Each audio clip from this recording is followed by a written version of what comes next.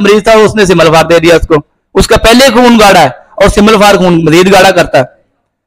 तो सिमलफार आप देंगे तो आपको पता होना चाहिए कब देना है।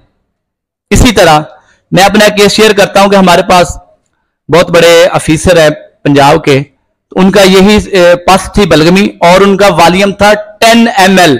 लेबोरेटरी रिपोर्ट के अंदर लिखा होता है 1.5 से लेकर 5 ml तक वॉल्यूम होता है, उसका 10 ml था। और रिपोर्ट जो थी वो आम नहीं थी, हमीद लतीफ की, जो हमारे पाकिस्तान के अंदर सबसे पहला डॉक्टर है राशिद, जिसने ये जेंडर टेक्नोलॉजी ईजाद की और गोरे आके इसके शिगिर्द और उसका बड़ी देर तक अखबारात में आर्टिकल छपता रहा। और ये वाई और एक्स को अलग-अलग करने का ये उसको अल्लाह पाक ने शर्फ बख्शा है, जिसका जो काम उसकी तारीफ करनी चाहिए। तो उससे पहले होता था एक्स और वाई का अलग अलग नहीं किया जाता था, फिर उसने एक्स और वाई अलग की और पूछ लेता है। अब उसके पास जो इम्प्लांट कराने के लिए जाते हैं कि भाई आपने बेटा लेनी बेटी लेनी हो, वाई उठा के इम्प्लांट कर दे तो बेटा, एक्स उठा के कर दे तो बेटी। उसकी जो टेस्ट की सीमन की रिपोर्ट है 5000 की है, हमारी आम लेबोरेटरी में 5000 की उसकी रिपोर्ट भी उसके पास थी, उससे भी वो इलाज करवा चुका था। यहां तक कि उनके महकमे वालों ने उसकी दवाइयां आउट ऑफ कंट्री से भी इंपोर्ट करवाई थी। उसका डॉक्टर ने इलाज करा दिया था, 2 बीवियां उसको छोड़ गई थी।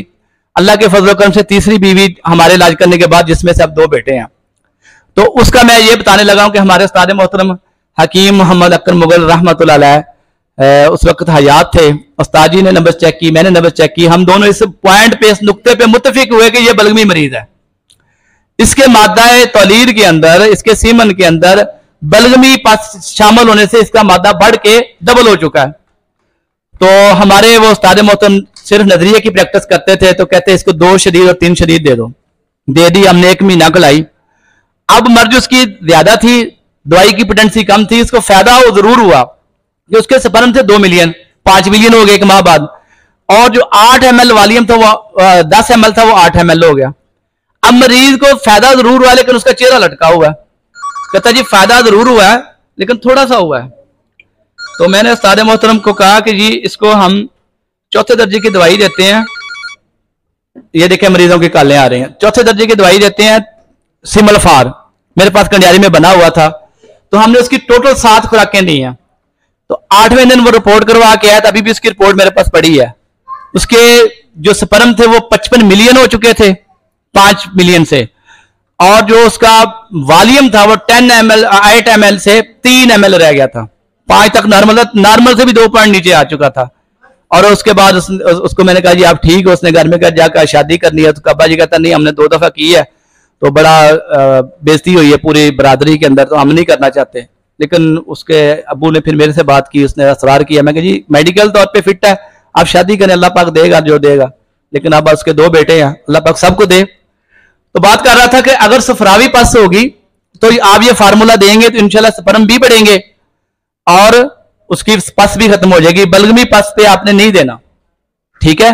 बलगमी पस पे आप रूफे तूतिया दे सकते हैं, आप खाली फटपड़ी का सूफ भी दे सकते हैं, 2 शदीद भी दे सकते हैं, 3 शदीद भी दे सकते हैं, हजारों फार्मूले हैं। मगर करंजवा भी दे सकते हैं, संख भी दे सकते हैं, लेकिन जब आपको पता होगा कि बलगमी पस है। और इसी तरह ये जो खुश्की की वजह से पस आ रही होती है वो 4-5 से ऊपर नहीं जाती। खुश्की की जो पस होती है वो 4-5 से ऊपर जाती नहीं है। तो आप उसकी रिपोर्ट अगर चेक करें तो उसके अंदर आरबीसी भी आ रहे होते हैं साथ में। तो आप उसको आप रूहे तूतिया देंगे, उसका बेड़ा गर्क हो जाएगा, उसकी पस बढ़ जाएगी मजीद खुश्की होने की वजह से। और आप उसको जितनी मर्जी खुशकदवियां दे लें उसकी पस ठीक नहीं होगी। उसको खाली मुगल्लर दे दे, पस ठीक हो जाती है। खाली साल मिस्री दे दे, इंशाल्लाह उसकी पस ठीक हो जाएगी। और इसी तरह अगर पस के 10-12 तक को 14 तक को 7 एपीथीरियल हो तो वो सफरावी पस है। इसको ध्यान से नोट कर लें। जो इस तहत इलाज करेगा रिपोर्ट को पढ़ के समझ के, इंशाल्लाह कभी उसका इलाज नाकाम नहीं होगा। और इसके बाद यही फार्मूला अगर आप शरबत अनार से देते हैं तो इंशाल्लाह जैसा इसका अपना रंग है इससे भी बढ़ के ये लाल कर देता है, ठीक है जी। अभी मैंने इसके कितने फायदे आपको बताए हैं, मोटे मोटे फायदे बताए हैं कि मैदे के अल्सर पर, खून पैदा करने के लिए, यूटीआई इन्फेक्शन के लिए, पस के लिए, बवासीर के लिए, इतने इसके फवायद हैं। और 50 रुपए की दवाई है और 10 मिनट में बनने वाली है। तो ये अगर एक अक्सीर बना के आप रख लेते हैं तो 5-7 दवाइयों से आपकी जान छूट जाएगी। उसके बाद ये मेरे मोहतरम अलहाज हकीम अलाउद्दीन साबरी साहब ने ये पहले प्रैक्टिकल बना के पेश किया था वर्किया का। तो जिसकी तस्दीकी वीडियो लगी तो बहुत सारे दोस्तों के मैसेज आना शुरू हो गए, वर्किया कैसे बनती है, वर्किया कैसे बनती है। क्योंकि हम दोस्त ऐसे हैं, नुस्खा देखते हैं तो देख के चुप हो जाते हैं, जब उसकी कुछ तस्दीक आती फिर कहते हैं अब बनाना चाहिए, फिर वो नुस्खा भूल चुका होता है, डायरी पे नोट नहीं करते। तो आज बाबा जी ने दोबारा ये नुस्खा बनाया, इसके जवाब फिर मैं रिपीट कर देता हूं। सुबह बताया था कि 150 ग्राम 150 ग्राम आपने 7 अजवाइन लेना है और 10-12 ग्राम 15 ग्राम तक आप वर्किया की छोटी छोटी डलियां कर लें। ये शायद देख लें, आप करीब से पिक ले लें। तो इसके बाद आपने 50-50 ग्राम के 3 उसके पैकेट बना लेने हैं 7 अजवाइन के। वर्किया को कढ़ाई में रखने, 7 अजवाइन उसके अंदर कढ़ाई के डाल के चूल्हे के धीमी आंच के ऊपर 7 अजवाइन को आप उड़ा दें। 7 अजवाइन उड़ जाएगा, फिर दूसरा डाल दें, फिर तीसरा डाल दें। 5-5 मिनट के 3 अमल है। उसके बाद कढ़ाई में आग भी लग जाए तो कोई परेशानी वाली बात नहीं, नीचे से आग बंद कर, जो ही 7 अजवाइन उड़ जाएगा आग खुद ब खुद बंद हो जाएगी। अब इस वर्किया को आपने उठा के पीस लेना, मिसले को बाहर कर लेना।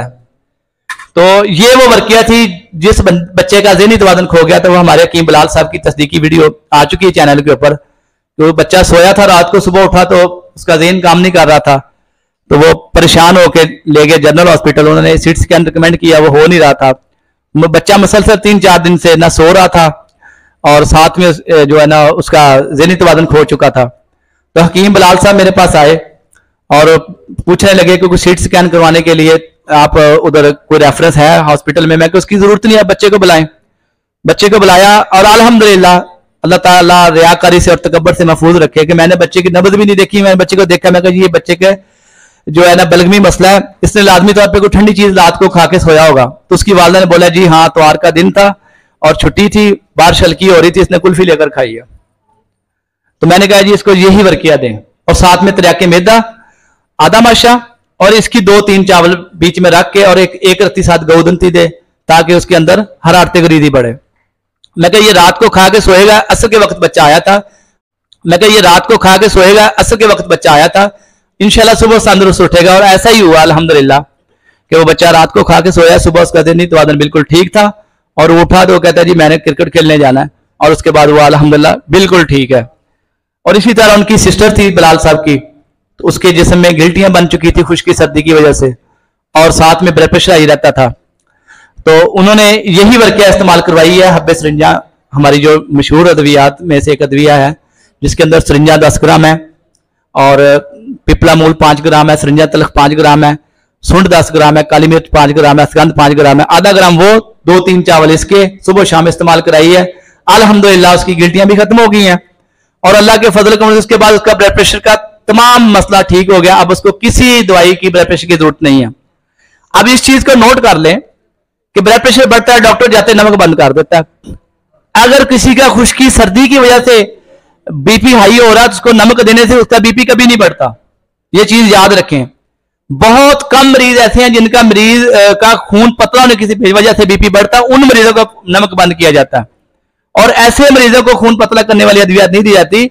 जबकि हमारे पास जो 80 से 90% मरीज होते हैं वो खून गाढ़ा और खुश्की सर्दी के मरीज होते हैं, उनको नमक बंद करने की कोई जरूरत नहीं है। आप उनको बकरे का गोश्त दिन रात खिलाएं, देसी घी खिलाएं, अजवाइन खिलाएं, पुदीना खिलाएं, अदरक खिलाएं, कभी बीपी नहीं बढ़ेगा।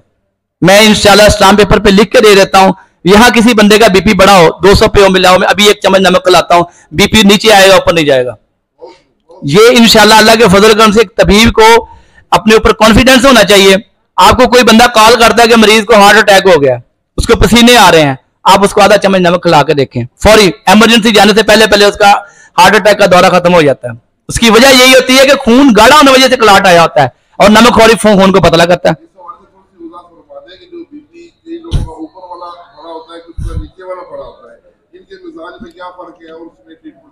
जी, जिनका बीपी नीचे वाला बढ़ता है ये गुद्दी सोजिश के मरीज होते हैं और जिनका ऊपर वाला बढ़ता है ये अज़लाती सोजिश के मरीज होते हैं और इनकी हमेशा गैस को मद्देनजर रखें। जिन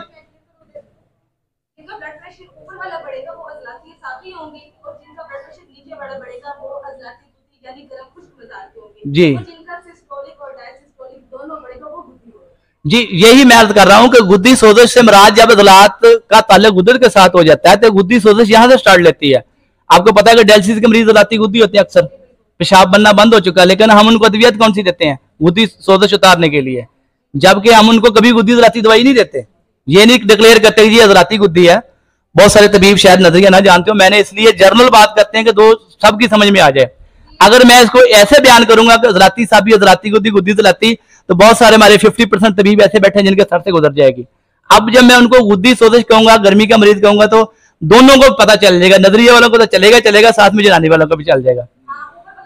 अच्छा, और जब मरीज की आप गैस खत्म कर देंगे ना, हमारे पास जितने मरीज आते हैं, जब उनको बोलते हैं आपने गोश्त खाना है, हमारा बीपी बढ़ता है, आपने अंडा खाना, हमारा बीपी बढ़ता है, हमारे कोलेस्ट्रॉल है, तो मैं उनको कहता हूं कि जी आपने देसी घी भी खाना है, अंडा भी फ्राई खाना है, गोश्त भी खाना है, लिपिड प्रोफाइल की रिपोर्ट आज इधर रख लें, 15 दिन बाद दोबारा करवा लेना, आपका टीजी नीचे आएगा, गुड कोलेस्ट्रॉल पूरा होगा और टोटल कोलेस्ट्रॉल नीचे आएगा।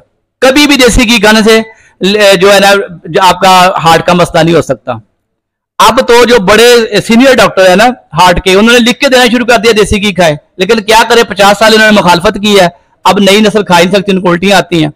और बहुत सारे हमारे ऐसे घराने जिनकी पहुंच में नहीं रहा, क्योंकि जिस चीज की प्रोडक्शन कम हो जाती है, जब देसी घी का इस्तेमाल कम था, लोगों ने दूध बेचना शुरू कर दिया, अब 3-4 हज़ार रुपए केजी देसी घी है, वो हर बंदे की पहुंच में नहीं है। तो लिहाजा अगर देसी घी आप मरीज को रिकमेंड करते हैं तो उसको कहें जी देसी घी खाएं, आप गोश्त खाएं, बीपी नहीं बढ़ेगा इंशाल्लाह। बीपी तब बढ़ेगा जब आप चिकन खाएंगे, बीपी तब बढ़ेगा जब आप बीफ खाएंगे, बीपी तब बढ़ेगा जब आप चने की दाल खाएंगे, बीपी तब बढ़ेगा जब आप चावल खाएंगे, बीपी तब बढ़ेगा जब आप दही बल्ले खाएंगे, पकोड़े समोसे खाएंगे, सलांटी खाएंगे, निमको खाएंगे, फिश खाएंगे, तब बढ़ेगा।